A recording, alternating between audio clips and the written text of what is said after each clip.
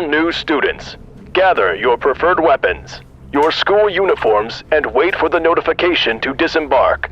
We are now 5 minutes from the Golden Divine Academy. The train's announcement sounded just after breakfast on the morning of the second day after Karl woke up. He packed the snacks he had obtained in advance from the train's kitchen into the provided backpack along with the spare uniforms and shoes, then put on the black metal clawed gauntlets and hung the short sword from the scabbard at his hip. There was no rule saying you couldn't prefer more than one weapon, and the guards hadn't mentioned it when they saw him practicing in the room that way, so it should be all right. The cook and the guard had both mentioned the walk into the academy on the first day after he woke up, so the train wouldn't be stopping at the gates. This was probably some sort of test, either to see how the students would solve a problem or get along, or some nonsense, Karl decided. But whatever the reason, he was packing lunch. As expected, the train came to a stop about 1 kilometer from the academy, at the far end of a grassy field with a few well-maintained hedgerows along the way. This is your stop. The last bit is up to you. I will see you all in the academy tomorrow after the train is cleaned and repaired. A slender man in a guard uniform announced. The students mostly stood by their open doors with looks of confusion, but Karl walked out into the hallway and stepped down from the train to take his first breath of the clean country air. Without all the dust from the mines, it smelled strangely like trees and flowers here, and he could feel the power of the academy in the distance, like a tingle in his bones, warning him that it was something abnormal, something magical.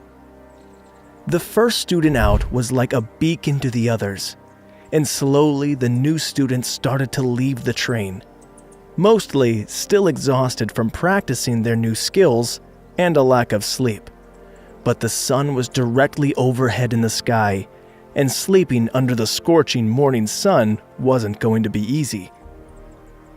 The slender man in the guard uniform stepped in front of them again once everyone was off the train, and raised his voice to address the crowd. Welcome, everyone, to the Golden Divine Academy. As a special welcoming gift to all of our new students, we have prepared the traditional walk across the grounds to the front gates for you. Every year, the new arrivals make this trip, entering the gates as awakened elites to begin their new lives. Now, it is your turn, but be warned, the grasslands look empty, but that isn't always the truth. He wasn't lying. Karl could see that the train tracks circled the academy at a distance of roughly 1 kilometer, passing through these grasslands, a large portion of forest, and even through a swampy bog around a river. They must drop every group off at a different point so they could watch them come into the academy. It seemed like a strange tradition, but when he looked out over the field using supervision, he could tell that there was a huge population of earth mice, a common grade magical beast with incredible digging skills and the ability to throw small stones using magic. They were mostly harmless, and Karl had dealt with them using a slingshot as a kid, but in large numbers, they could be a real menace. In this case, it was likely to be a nuisance, just an amusing prank by the seniors to watch the new kids get pelted with rocks as they ran to school. Mice hungry. A voice sounded in Karl's mind, coming from the space where his Windspeed Hawk was kept. It was incredibly insistent and eager to taste the mice. So Karl stepped forward into the field to see what they would do to the students who tried to pass. He might have hunted them before, but that was with a slingshot and in the house where they couldn't use the earth to escape. Getting a clean kill shot here would be much more trouble, but he was fairly certain that he could do it with the speed of the rend attacks. He just had to time them right. Karl stepped forward into the grassland battlefield against an unknown number of the weakest magical creatures, armed with a single untested combat skill and a baby bird as a pet. Not exactly the most glorious of first battles as an elite, but it would have to do.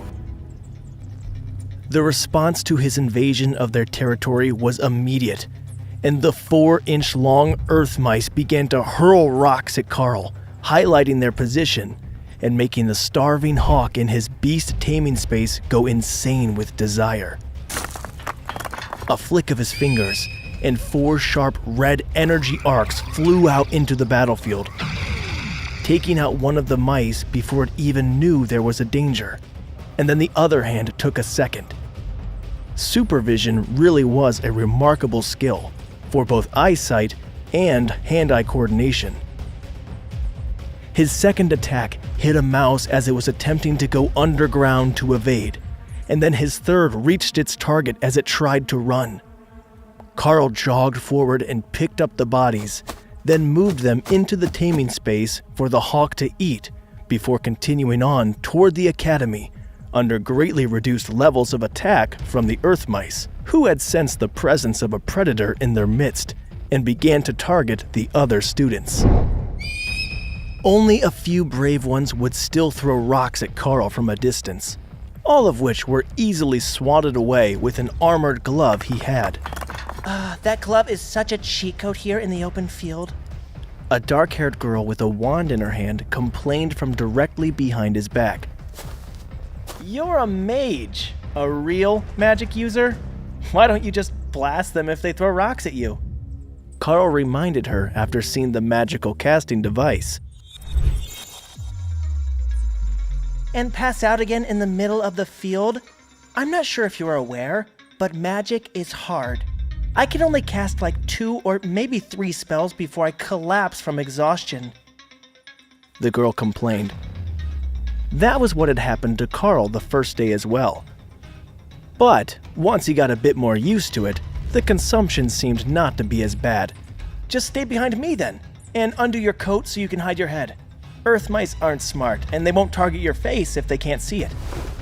The girl advised Karl. Hey, amazing viewers, it's Karl here. Thanks for sticking with us.